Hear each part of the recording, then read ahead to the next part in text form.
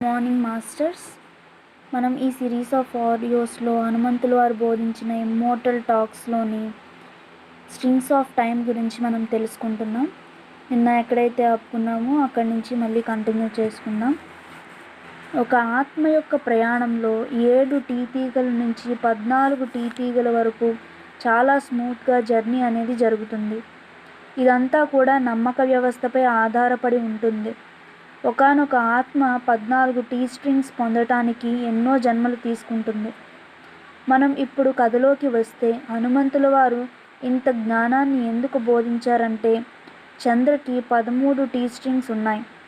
హనుమంతుల వారు ఏం ఆలోచిస్తున్నారంటే, చంద్ర ఆత్మ 13 టీ స్ట్రింగ్స్ స్ప్లిట్ చేయడం వల్ల ఒక ఆత్మ చంద్రలాగా జీవిస్తుంది, రెండవ ఆత్మ తన కొడుకులాగా జీవిస్తుంది.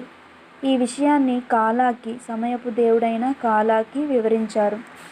ఆమెకు గాని 14 టీ స్ట్రింగ్స్ ఉంటే పైన చెప్పిన విధంగా స్ప్లిట్ అయి ఒకరు చంద్రగాను ఒకరు కొడుకుగాను జీవించవచ్చు. కానీ ఆవిడకి 13 టీ స్ట్రింగ్స్ మాత్రమే ఉన్నాయి. ఈ సంఘటనలోకి అశ్విన్ కవలలు కూడా హెల్ప్ చేయడానికి వచ్చారు. నేనైతే ఎవరంటే హనుమంతుల వారు అశ్విన్ ట్విన్స్ని పిలవలేదు. నువ్వు పిలిచావా అని కాలాని అడిగారు. నేను పిలవలేదని కాలా బదులిచ్చారు. చంద్ర ఆత్మ లాంటివి ఉన్నప్పుడు అశ్విన్ ట్విన్స్ తప్పకుండా వస్తారు. ఇందులో నా ప్రమేయం ఏమీ లేదు అని హనుమంతుల వారు అన్నారు. కాలా ఈ విధంగా అంటున్నారు. నేనైతే ఈ సోల్ స్ప్లిట్ అనే ఉపాయం కరెక్ట్ కాదు అని నేను అనుకుంటున్నాను. ఎందుకంటే ఒక సోల్కి 6 టీ స్ట్రింగ్స్ ఉంటే ఇంకొక దానికి 7 టీ స్ట్రింగ్స్ ఉంటాయి. ఏ ఆత్మ ఏ క్యారెక్టర్లోకి వెళ్ళాలి అనేది సమస్య. ఇక్కడ సమస్యల్లా ఏ ఆత్మ ఏ క్యారెక్టర్లోకి వెళ్ళాలి అని. 6 టీ స్ట్రింగ్స్ ఉన్న ఆత్మ చంద్ర బాడీలోకి ప్రవేశిస్తే ఒక కోతిలా జీవించాల్సి ఉంటుంది. అప్పుడు ఊరిలో ప్రజలు చంద్రకేదో దెయ్యం పట్టింది అనుకుంటారు. ఇది కరెక్ట్ కాదు.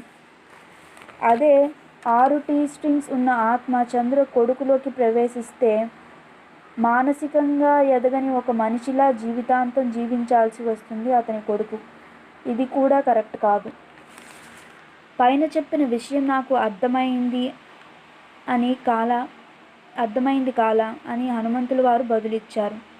తన భర్త సోల్ని గమనించావా అని హనుమంతుల వారు అడిగారు. తన భర్తలో 7 టీ స్ట్రింగ్స్ మాత్రమే ఉన్నాయి. అంతకన్నా ఒక్కటి కూడా ఎక్కువ లేదని కాలా వివరించారు. ఇద్దరూ జీవించాలంటే ఎవరో ఒకరు మెంటలీ ఛాలెంజ్డ్ పర్సన్గా బ్రతకాల్సి వస్తుంది. ఈ విషయంలో భగవంతుడి జోక్యం తప్పనిసరి అని కాలా చెప్పారు. ఎవరో ఒక అపరిచిత సన్యాసి తన సోల్ని స్ప్లిట్ చేసి బాలుడికి ఇవ్వవలసి ఉంటుంది. అవును, ఒక అపరిచిత సన్యాసి ఈ అబ్బాయితో కనెక్ట్ అవ్వగలడు. కానీ ఆ ఆత్మతో కొంత భాగాన్ని ఇవ్వగలిగేంత బలంగా కనెక్ట్ అవుతారా అని కాలా అన్నారు. పైన చెప్పిన విధంగా ఎవరైనా సన్యాసి ఉన్నారేమో చూడమని హనుమంతుల వారు కాలాని కోరారు. అవును, ఉన్నారు. ఒక అడవిలో సరిగ్గా 6 గంటల కాల వ్యవధిలో ఉన్నారు అని కాలా వివరించారు. హనుమంతుల వారు కాలా చెప్పిన విషయాన్ని అనలైజ్ చేస్తున్నారు. ఎటువంటి ప్రాబ్లం లేకుండా 6 గంటల వ్యవధిలో ఒక టనల్ని చూశాను. అందులో ప్రధాన పాత్ర అయిన చంద్ర తన కొడుకుతో చాలా సంతోషంగా ఉండటం చూశారు. ఇంకా ఆ టనల్లో సన్యాసి కేవలం 6 గంటల సమయంలో చంద్ర ఇంటికి వచ్చారు అని హనుమంతుల వారు వివరిస్తున్నారు. ఇంకో టనల్ కూడా దానికి ప్యారలల్గా నాకు కనిపిస్తోంది. అందులో ప్రధాన పాత్ర అయిన చంద్ర ఎంతో దుఃఖంతో ఉండడంతో కనిపించింది. మనం ఇద్దరం కూడా ఆ టనల్లో ఉన్నాం. అప్పటికే వేరే సొల్యూషన్ కోసం వెతుకుతున్నాం. ఎందుకంటే అక్కడికి ఆ సన్యాసి కరెక్ట్ టైంకి చంద్ర ఇంటికి రాలేకపోతారు అని కాలా చెప్పారు. నువ్వు ఏం బాధపడకు కాలా, మనం చంద్రని ఆ టనల్లో పడకుండా చూసుకుందాం అని హనుమంతుల వారు అన్నారు.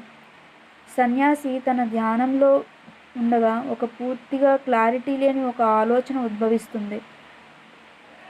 ఆ ఆలోచన తన కాన్షియస్ మైండ్కి కూడా అర్థం కాదు. తను వెంటనే ధ్యానంలోంచి లేచి ఎక్కడికి వెళ్ళాలి, తన డెస్టినేషన్ పాయింట్ ఏది అని క్లారిటీగా తెలియకపోయినా తను నడవడం ప్రారంభించారు. ఆ సన్యాసి హనుమంతుల వారిని కలవడానికి ఎన్నో సంవత్సరాలుగా ఎదురు చూస్తున్నారు. అతను తన గురువు అని పిలిచే ఒక అదృశ్య శక్తి తనను నడిపిస్తోందని అతను నమ్మాడు. Thank you masters.